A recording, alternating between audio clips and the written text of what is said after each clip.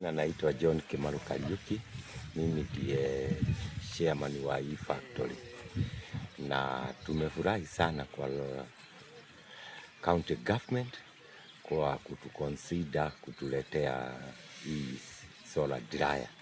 Tunaona itatusaidia sana kwa sababu tulikuwa tumetoka kwa drying tables bao na they were very expensive to maintain.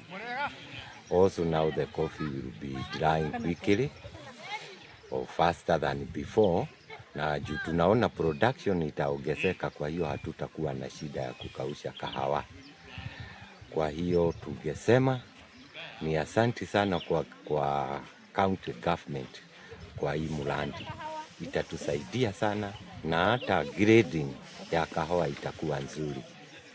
Juu pengine kama ni wakati wa mvua, kahawa ilikuwa ina delay kukauka. Juu kama wakati kuna mvua ni lazima ifunikwe kabisa, lakini hapa itakuwa inakauka all the time.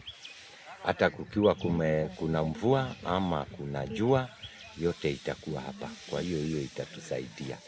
Na itatusaidia ni kama hapa kuna economy ya kutengeneza drying table mingi. Juu hii kahawa itakuwa inakaa kwa muda mrefu kwa drying tables.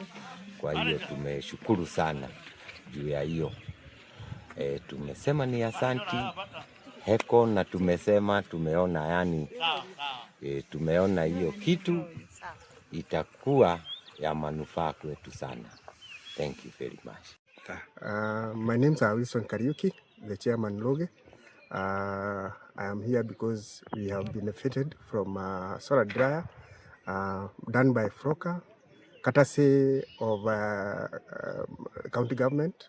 And I want to acknowledge the contribution of Mutahi Kahiga as our governor.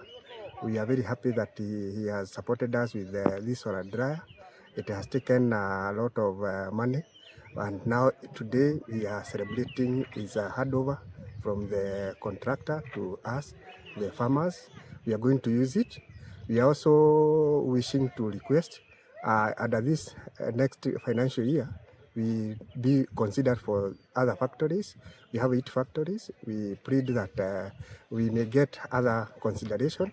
If we can have all factory have each a solar dryer, we will be very we would appreciate, because one thing, it is an issue of empowering the citizen, the member of Nyeri, those who are doing coffee farming. Because of better quality output, we are able to empower the livelihood of the farmers of Roge. So in those few words, I want to appreciate. Jane Wageshi, factory manager of this factory, the Alogo factory, and we are here because the government and the county has provided us with this solar dryer, and we are expecting we are going to improve, because last time we had 160,000 kilograms, and this year we are expecting 250,000 kilograms, because farmers has gone back to their farms and they are going to improve, and we are going to receive the benefit of this solar dryer, because the solar dryer is drying the coffee quickly. Last time we had drying the beans with 14 days, but this solar dryer will be drying with 7 days. So we will be